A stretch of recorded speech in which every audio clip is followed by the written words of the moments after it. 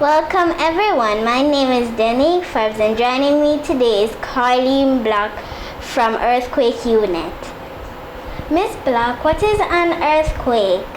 An earthquake is a sudden movement in the Earth's crust to relieve stresses in surrounding rocks. What causes an earthquake to occur? Earthquakes are caused by movement along areas of weaknesses called faults. When these faults move, energy is released, and that is what we feel as an earthquake. What are some secondary hazards of an earthquake? Other than shaking the ground, earthquakes can cause hazards such as fires, landslide, liquefaction, and tsunamis. Can earthquakes be predicted? Unfortunately, not at this time. It is difficult to give time, date, place, and magnitude for any given earthquake because all the factors involved are not easily observed.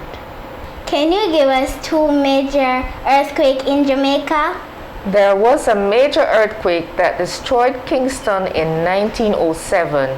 It killed about 1,000 persons. It caused fire, almost total building collapse, and the damage was £2 million. In 1692, there was a major earthquake that destroyed Port Royal, causing liquefaction, tsunami, and subsidence. It killed almost 3,000 persons.